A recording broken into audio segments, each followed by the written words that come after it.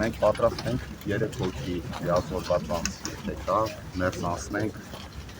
մանրամասն քննարկումների ինչա կատարվել։ Մենք ամենայն պատրաստակամությամբ ձեզ կներկայացնենք դեպքի բոլոր հանգամանքները, որպեսզի դուք իրազեկ լինեք, թե ինչ տիպի ապօրինություններ են տեղի ունենում Նարեկ Սամսոնյանի նկատմամբ եւ ինչ հրատապություն ունի հարցը, որ մենք այսօր այստեղ ենք արձանագրելու, որ 11 օրվա լռությունը ամեն օրը մարդու կյանքից ամեն մի օր չի խլում, մի տարի է խլում։ Ես խորհրդական եմ պաշտպանի հանրային կապերի պատասխանատու Արտուր Ասլանյան։ Կարելի է մի քանի հարց։ Այս ամբողջ ընթացքում դուք տեղյակ եք եղել եւ ինչու քայլ չի ձեռնարկվել եւ ինչու հանդիպումներ չեն ունեցել մի գրասենյակից։ Դրա համար նշեցի մարդու իրավունքների պաշտպանի աշխատակազմում որևէ դիմում բողոք չի ստացվել նշված դեպքի առնչությամբ, բայց այնուամենայնիվ մարդու իրավունքների պաշտպանի սեփական կներեք նախաձեռնությամբ իրականացվել են աշխատանքներ։ Ինչ աշխատանքներ, բայց չէ տեսակցել եւ հանրային հնչեղություն ստացած խնդիր է։ Քանի որ ինքս ինֆորմացիան չեմ տիրապետում, դրա համար ասում եմ, եթե հնարավոր է 3-4 ազգի ազգորված ներս համենան եւ աշխատակազմում կներկայացվի։ Կներեք, եթե դուք որևէ փաստաթուղթ չեք պահանջել, կոնտակտի դուրս չեք եկել այս մարդկանց հետ եւ փաստաբանի,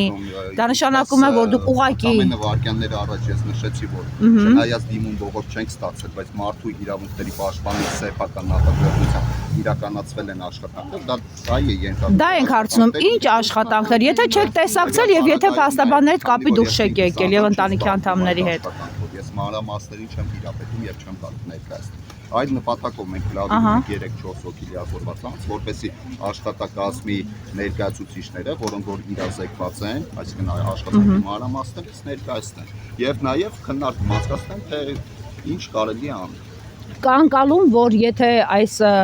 ակցիան չլիներ, դուք էլի շարունակելու եք լուռ հետևել կողքից իրադարձությունների։ Արդյոք չէ երրորդ անգամ կրկնեմ։ Ռիսկ չի ենթադրում համարյա 2 շաբաթ մարդու առողջ։ Ես ասում եմ, որ չնայած դիմում բողոք չենք ստացել, բայց այնուամենայնիվ աշխատանքներ իրականացվել է եւ այստեղ մեկ կարեւոր հանգամանք եւս կա, որ խոսքը գնում է նաեւ բժշկական գաղտնիքի մասին։ Դուք ինչպես եք կարծում, բժշկական գաղտնիքը պետք է հրապարակել։ Ասլանյանի ներքևիչները ես իմ խոսքում արդեն ասել էի, որ եթե մեզ հրավիրեն ներս, մենք պատրաստ ենք բարձրանալ եւ դեպքի մանրամասները ներկայացնել, որովհետեւ մենք հրատապության մեր գործընկերոջի պաշտպանի Նարեկ Սամսոնյանի կյանքին եւ առողջությանը վտանգ է սպառնում եւ ամեն րոպեն, ամեն ժամը նրա կյանքից մի քանի տարի է խլում։ Հետևաբար իսկապես հրատապություն ունի եւ մենք